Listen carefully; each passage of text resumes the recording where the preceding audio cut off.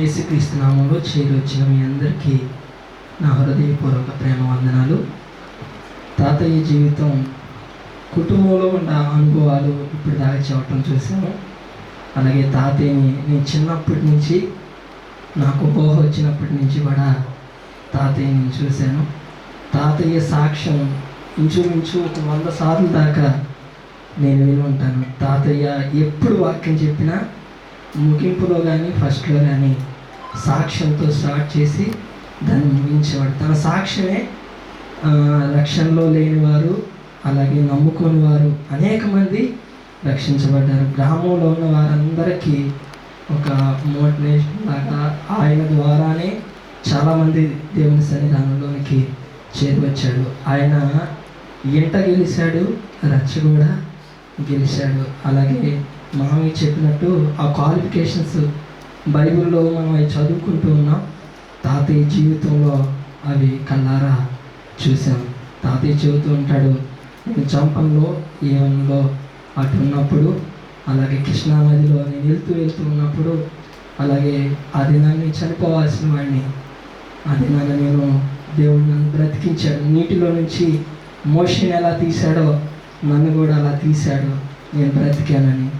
అలాగే ఆయన ఎవరిది వాక్యం వింటూ ఉన్నాడో, ఆయన రక్షించబడ్డాడో, బిల్లీ గ్రహం గారి గురించి ఆయన వాక్యం విన్నాను, నేను రక్షించబడ్డాను అని చెప్పేవాడు. అంత మాత్రమే కాదు, రక్షించబడిన ఆయన వారితో పాటు 2-3గా తీసుకొని ఆ దినంలో రక్షించబడిన వారు సొలొమోను పెదనాన్న, అలాగే ఆ తర్వాత యేసు తాతయ్య, తర్వాత చిన్న యాకోబు పెదనాన్న, అలాగే రాహేల్ పెద్దమ్మ, తర్వాత భారత్ నాయనమ్మ, వీళ్ళే ఫస్ట్ ఆఫ్ ఆల్ వాళ్ళు నమ్ముకున్నారు. గ్రామంలో నమ్ముకున్నారంటే వాళ్ళే నమ్ముకున్నారు. వాళ్ళు అక్కడి నుంచి పక్కకి వెళ్ళి సాల్మన్ తాతయ్య అని ఒక మందిరం ఉండేది పక్కన, అక్కడికి వెళ్ళి మందిరానికి వెళ్ళేవాళ్ళు.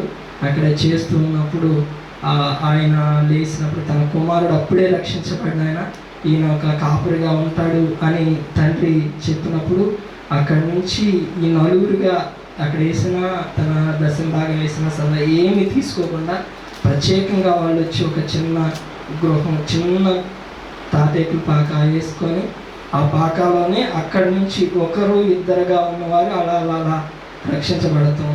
ఆ క్రమంలో మేము కూడా రక్షించబడతాం. గ్రామం అంతా రక్షించబడింది. అంత మాత్రమే కాదు, ఆయన స్కూలు ఆయనే స్వయంగా చేసి పిల్లలందరినీ తీసుకొచ్చి పెట్టేవాడు. ఆ విషయంలో చెబుతూ, వందనం పెదనాన్న ఉదయాన్నే లేచినప్పుడు ఉదయాన్నే వెళ్ళి పట్టుకొని చెయ్యి స్కూల్కి తీసుకొస్తుంటే చేతికి తాడు కట్టాడంట. నేను ఇలా బయటికి వెళ్తానప్పుడు ఆయన కూర్చోబెట్టినప్పుడు అది బొందకు కట్టేస్తే ఈయన ఎంతసేపు లాగుతున్నా కానీ రావట్లేదంట. ఆ పిల్లకి చూస్తే తండ్రి అలా చదువుకున్న వాళ్ళని కూడా చదివించే విషయంలో గ్రామంలో కూడా చేశాడు. అంత మాత్రమే కాదు, ఆత్మీయతలో సంఘంలో చేసే విషయంలో వాక్యం చెబుతూనే గద్దించేవాడు. సుబ్బులమ్మ నిద్రపోతున్నావులే అనేవాడు, అలాగే రోజుమ్మ నిద్రపోతున్నావులే అనే వాక్యంలోనే గద్దించేవాడు. అలా ఆయన చెబుతూ వాక్యంలో నందాకే నుంచి ఒక ఆర్థిక శాఖ మంత్రి వెళ్ళి వస్తూ యెరూషలేం, గాజా నుంచి యెరూషలేంకి వెళ్ళి వస్తూ ఉన్నాడు.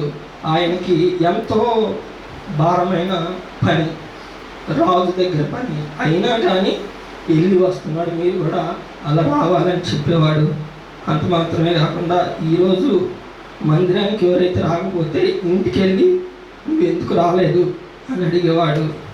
ఆరాధన చేస్తూ ఉన్నప్పుడు ఎవరైనా ఆరాధన చేయకపోతే ఫస్ట్ సారి చూసేవాడు, 2వసారి చూసేవాడు, 3వసారి అడిగేసేవాడు, ఎందుకు నువ్వు ఆరాధన చేయట్లేదు. అలా సంఘాన్ని స్థాపించాడు. అంత మాత్రమే కాదు, వీధులపల్లిలో గౌరవ అరిపాలెంలో ఒక పెట్టుబడి సైకిల్ మీద తీసుకుని వెళ్ళి పరిచర్య అంతా సువార్త ప్రకటించేవారు. ఆయన పొలం పని చేపించేవాడు, కుటుంబాన్ని చూసేవాడు, సంఘాన్ని చూసేవాడు. అన్నిటిలో ఆయన వర్ధిల్లాడు. నలుగురు సేవకుల్ని సంఘంలో లేవనెత్తాడు. ప్రభుదాస్ అన్న, మరిదాస్ బాబాయ్, అలాగే ఇరిమి అన్న. వాక్యం చెప్పడానికి ఎక్కువ ప్రేరణ ఇచ్చేవాడు కాదు, రే మీరు చెప్పండి రా అనేవాడు. అలా చెప్పేవాడు. తాతయ్య ఉన్నప్పుడు రోజుకి 4 కుటుంబ ప్రార్థనలాగా పెట్టేవారు.